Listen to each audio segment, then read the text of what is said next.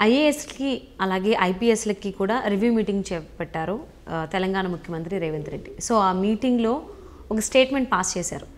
ఎవరికి ఇష్టం ఉంటే వాళ్ళు ఇక్కడ ఉండొచ్చు, ఇష్టం లేని వారు నిర్మోహమాటంగా రిపోర్ట్ చేసి సదరు అధికారులకి వెళ్ళిపోవచ్చు అని. అంటే ఇది ఎవరిని ఉద్దేశించి సీఎం రేవంత్ రెడ్డి ఈ మాటలు అనడం జరిగింది? ఈ అంశానికి సంబంధించి మనతో మాట్లాడడానికి ఈరోజు మనతో పాటు ఉన్నారు senior journalist, senior political analyst CS Rao గారు ఉన్నారు. వారితో మాట్లాడదాం. నమస్తే అండి. నమస్తే సౌజన్య. అంటే సీఎం రేవంత్ రెడ్డి గారు అసలు ఎవరిని ఉద్దేశించి నచ్చితే ఉండండి, నచ్చకపోతే మీరు నిర్మోహమాటంగా వెళ్ళిపోవచ్చు, ఇది ఫ్రెండ్లీ గవర్నమెంటే, ఒకవేళ ఏ పోస్ట్ కావాలంటే ఆ పోస్ట్ అడగచ్చు అన్నట్టుగా కూడా మాట్లాడారని టాక్ వినిపిస్తోంది. ఎవరిని ఉద్దేశించి అన్నారు? అసలు ఎందుకు ఆ మాట అనాల్సి వచ్చింది ఆయన? సో నిన్న ఐఏఎస్ ఐపీఎస్ మీటింగ్ అనగానే నేను ఎక్స్పెక్ట్ చేసిందంటే, జనరల్గా ఎక్స్పెక్ట్ చేసింది ఏంటంటే అందరూ హాజరవుతారని చెప్పేసి అనుకున్నాం. కానీ ఎవరైతే రేవంత్ రెడ్డి సీఎం అయిన తర్వాత, కాంగ్రెస్ పార్టీ ప్రభుత్వంలోకి వచ్చిన తర్వాత ఈ ప్రభుత్వానికి దూరంగా ఉంటున్నారు. ఆ ఐఏఎస్ ఎక్కడ ఆ విజువల్స్లో కనిపించలే. మరి హాజరయ్యారో లేదో నాకు ఇంకా నేను ధృవీకరించలేదు. ఓకే, ఉత్తమ్ కుమార్ రెడ్డి గారు కాల్ చేసి రమ్మంటే నాకు సంబంధం లేదన్నారు. ఈవెన్ ఇప్పుడు CM Revanth Reddy review meeting పెట్టినా హాజరవ్వలేదా? అదే హాజరయ్యారా లేదు నేను ధృవీకరించలేకపోతున్నా స్మితా సబర్వాల్ విషయం. అంటే నాకు ఆ విజువల్లో నాకు ఎక్కడ కూడా విజువల్ చూశాను ఐఏఎస్లు ఐపీఎస్ల మీటింగులు, ప్లస్ అది కలెక్టర్లు ఎస్పీల మీటింగ్లు అని చెప్పి ఆవిడ రాలేదా, లేకపోతే ఐఏఎస్లు ఐపీఎస్లు అంటే అందరూ వస్తారు. యాక్చువల్గా సెక్రటరియట్లో ఉండేటువంటి మెయిన్ ఐఏఎస్లు కూడా హాజరవుతారు. బట్ ఆ సమావేశంలో మాత్రం నాకు ఎక్కడ కూడా ఆ విజువల్స్లో నాకు స్మితా సబర్వాల్ గారు కనిపించలేదు. సో ఆ మీటింగ్లో చాలా క్లియర్గా రేవంత్ రెడ్డి ముఖ్యమంత్రి హోదాలో డైరెక్షన్ ఇవ్వడం జరిగింది. ఆ ఇచ్చినటువంటి డైరెక్షన్ కనుక మనం కొంచెం లోతుగా పరిశీలించి విశ్లేషణ కనుక చేసుకుంటే, బహుశా స్మితా సబర్వాల్ గారి గురించి పరోక్షంగా ఆయన వ్యాఖ్యానించారా, స్మితా సబర్వాల్ గురించి లేదంటే ఆమెను ఉద్దేశించి ఆ వ్యాఖ్యలు చేశారా అని అనిపించడానికి అవకాశం ఉంది. కారణం ఏంటంటే ఆయన అన్నది ఏంటంటే, ఇది ఫ్రెండ్లీ ప్రభుత్వం, ఇది ప్రజా పాలన కొనసాగాలి, ప్రజలతో ఉండాలి, ప్రజలతో మమేకం కావాలి, ప్రజాప్రభుత్వం ఇది, కాబట్టి దానికి ఇష్టపడి పనిచేయాలనుకుంటే అవసరమైతే 18 గంటలు పనిచేయాలి. శంకరన్ అనేటువంటి ఒక ఐఏఎస్ సిన్సియారిటీని కూడా చెప్పారు ఆయన.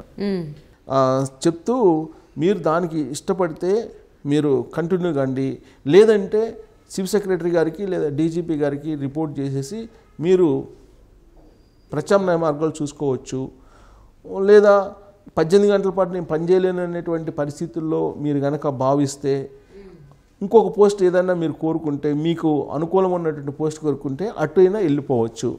కాబట్టి ఇది ఫ్రెండ్లీ ప్రభుత్వంగా ఉండాలి, ప్రజాపాలన కొనసాగాలి అనేటువంటి ఒక డైరెక్షన్ ఇస్తే ఆయన చెప్పినటువంటి మాటలు అవి.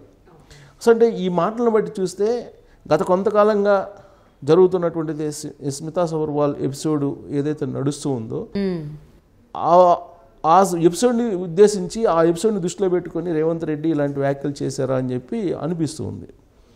ఎందుకంటే స్మితా సబర్వాల్ ఆల్రెడీ ఇప్పటికి 15 days అవుతుంది కొత్త ప్రభుత్వం ఏర్పడి. కొత్త ప్రభుత్వం ఏర్పడిన తర్వాత కొన్ని ఐఏఎస్లు ఐపీఎస్లు ట్రాన్స్ఫర్లు చేసేశారు. ప్రభుత్వం ఇప్పుడే శ్వేతపత్రాలు రిలీజ్ చేసింది. గత ప్రభుత్వం ఏం చేసింది 10 ఏళ్ల నుంచి, రాబోయేటువంటి రోజుల్లో మేము ఏం చేయాలి అనేది ఒక లక్ష్యంగా పెట్టుకున్నారు వాళ్ళు. ఆల్రెడీ 6 హామీలు ఏదైతే ఉన్నో గ్యారెంటీలు, 6 గ్యారెంటీలు ఏదైతే వాటిని ఇంప్లిమెంట్ చేసేటువంటి పనిలో కసరత్తు చేస్తూ ఉన్నారు. దాంట్లో సీఎం ఆఫీసు చాలా కీలకంగా ఉండాలి. సీఎం ఆఫీసులో సెక్రటరీగా కేసీఆర్ ఉన్నప్పుడు స్మితా సబర్వాల్ ఉన్నారు. ఇప్పుడు కేవలం మిషన్ భగీరథ వరకే మాత్రమే నేను పరిమితం అనేటువంటి ఒక సరిహద్దు గీసుకొని అక్కడే ఉన్నారు అనేది ఇప్పుడు సచివాలయ వర్గాల్లో జరుగుతున్నటువంటి చర్చ. పైగా ఉత్తమ్ కుమార్ రెడ్డి ఫోన్ చేస్తే మంత్రి హోదాలో భారీ నీటిపారుదల శాఖ మంత్రిగా ఉన్నటువంటి ఆయన, ఆమె నాకు సంబంధం లేదన్నట్టుగా మాట్లాడారు అనేది కూడా ఇంకోటి వినిపిస్తుంది. సో ఇప్పుడు బయట ఉండే వాళ్ళు ఏమంటున్నారు చాలామంది, అసలు ఒక ఐఏఎస్ సమాధానం చెప్పకపోతే ఎందుకు చర్యలు తీసుకోవట్లేదు ప్రభుత్వం, ఆమెను ప్రభుత్వం సరెండర్ చేయొచ్చు కదా అనేటువంటి యాంగిల్లో మాట్లాడుతున్నారు. ఎవరు మాట్లాడుతున్నారు? అడ్వకేటు ప్లస్ బీజేపీ మాజీ ఎమ్మెల్యే రఘునందన్ కూడా నాకు ఇచ్చిన ట్విట్టర్లో కూడా చెప్పారు. ఇప్పుడు ఒక ఐఏఎస్ రాకపోతే, మీటింగ్లకు రాకపోతే, రివ్యూ మీటింగ్లు రాకపోతే కనీసం ఆ రివ్యూ మీటింగ్లకి రప్పించేటువంటి విధంగా కూడా అంత ధైర్యం కూడా ప్రభుత్వానికి లేనప్పుడు ఇంకా అదేం ప్రభుత్వం అని చెప్పి ఆయన క్వశ్చన్ చేస్తున్నారు. స్మితా సబర్వాల్ ఆమె ఒక పాపులర్ ఐఏఎస్, గత ప్రభుత్వంలో పాపులర్ ఐఏఎస్ ఎందుకు అయ్యారంటే మొత్తం ఆమె చేతుల మీదుగా కీలకమైనటువంటి ఫైళ్ళన్నీ కూడా వెళ్ళాయి.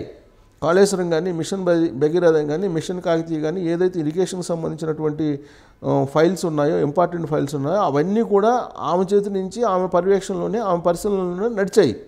ఆమె మీద ఎంతో నమ్మకంతో, ఎంతో సమర్థత ఉంది ఆమెకి అని చెప్పి భావించి ఆనాటి ముఖ్యమంత్రి కేసీఆర్ ప్రాధాన్యత ఇచ్చారు. ప్లస్ కేసీఆర్ ఫ్యామిలీలో, కల్వకుంట్ల ఫ్యామిలీలో ఒక మెంబర్గా కూడా ఆమె అంత సాన్నిహిత్యంగా ఉన్నారు.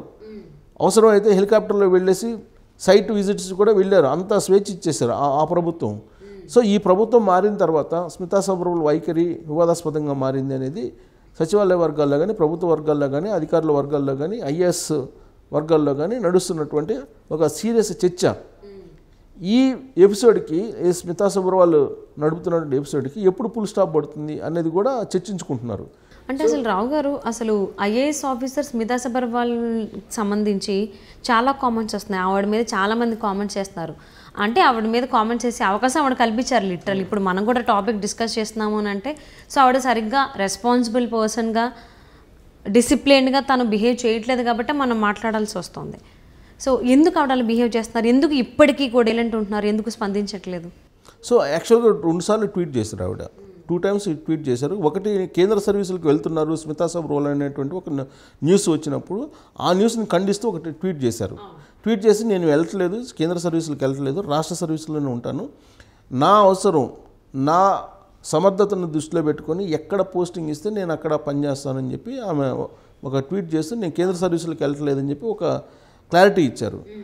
ఎందుకు ఇచ్చారంటే, retired IAS Akunuru Murali tweet చేశారు. ట్వీట్ చేసి కాళేశ్వరం ప్రాజెక్టులో అవినీతి జరిగింది, విచారణ చేసి స్మితా సబర్వాల్ చర్యలు తీసుకోవాలనే యాంగిల్లో ఆయన ట్వీట్ చేశారు. ట్వీట్ చేసిన సందర్భంగా కేంద్ర సర్వీసులకు వెళ్లకుండా మీరు నో అబ్జెక్షన్ సర్టిఫికేట్ ఇవ్వద్దు, సో నో అబ్జెక్షన్ సర్టిఫికేట్ ఇవ్వకుండా రాష్ట్ర సర్వీసులన్నీ మీరు ఉంచండి ఆవిడ్ని, మొత్తం కాళేశ్వరం సంబంధించినటువంటి మొత్తం తేలేంత వరకు అని చెప్పి ఆకునూరు మురళి చేసినటువంటి ట్వీట్. దానికి రెస్పాండ్గా ఆవిడ ఒక ట్వీట్ చేశారు. సో ఆ తర్వాత జరిగినటువంటి పరిణామాలు ఏంటి? ఆ తర్వాత ప్రభుత్వం ఏర్పడింది, మంత్రివర్గానికి శాఖలు కేటాయించారు, ఆయా శాఖలకు సంబంధించిన మంత్రులు రివ్యూ మీటింగ్లు పెట్టుకున్నారు. దాంట్లో భాగంగా ఉత్తమ్ కుమార్ రెడ్డి కూడా రివ్యూ మీటింగ్ పెట్టుకున్నారు.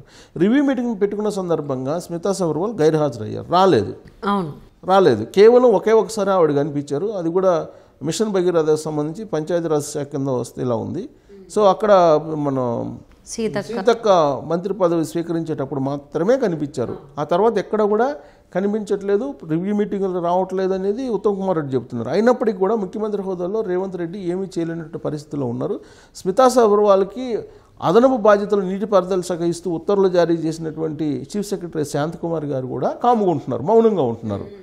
సో ఇదంతా నడుస్తూ ఉంది ఎపిసోడ్. ఎందుకు సైలెంట్గా ఉన్నారు? ఆ రజత్ కుమార్ నీటిపారుదల శాఖ ఉన్నటువంటి సెక్రటరీ ఆయన రిజైన్ చేశారు. ఆ అదనపు బాధ్యతలు ఈ కప్పు చెప్తూ ఉత్తర్వులు ఇచ్చారు.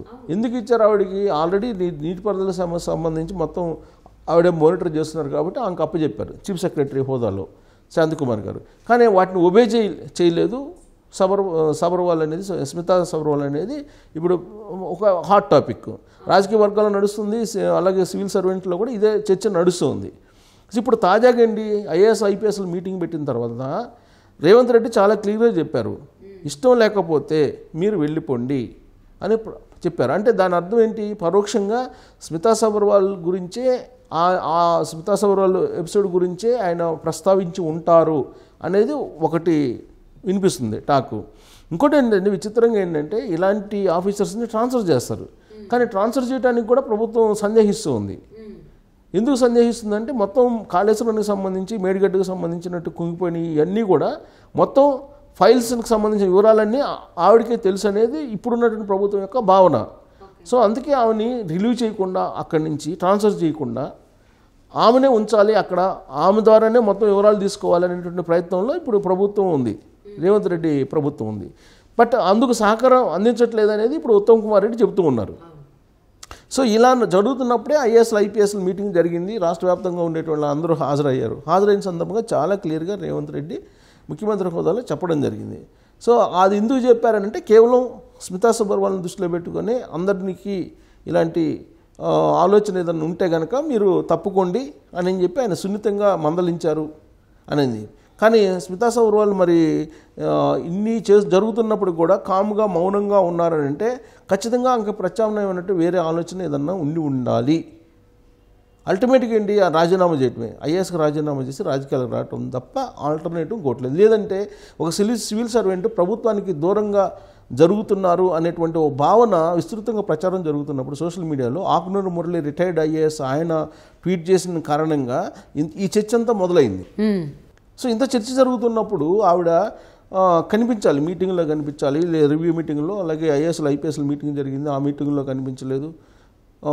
అట్ ద సేమ్ టైం ఆమెకి కేంద్ర సర్వీసులకు వెళ్తారు, కేంద్రంలో ఆమెకేదో కొంత ప్రత్యేకమైన సామాజిక నెట్వర్క్ కూడా ఉందనేది ఇప్పుడు రిటైర్డ్ ఐఏఎస్ ఆకునూరు మురళి చెప్తున్నటువంటి మాట. సో అక్కడ నుంచి లాబింగ్ నడిపి లేదంటే అక్కడ నుంచి నెట్వర్క్ బేస్ చేసుకుని ఆమె ఈ ప్రభుత్వాన్ని పెద్ద పట్టించుకోవట్లేదా? సో ఏదైనప్పటికీ కూడా నాకు తెలిసినంత వరకు ఈ మీటింగ్ అయిపోయింది కాబట్టి, Revanth Reddy meeting IAS IPS meeting అయిపోయింది కాబట్టి ఖచ్చితంగా రాబోయేటువంటి రోజుల్లో ఏదో ఒకటి తేలే అవకాశం ఉంది స్మితా సబర్వాల్ ఎపిసోడ్లో.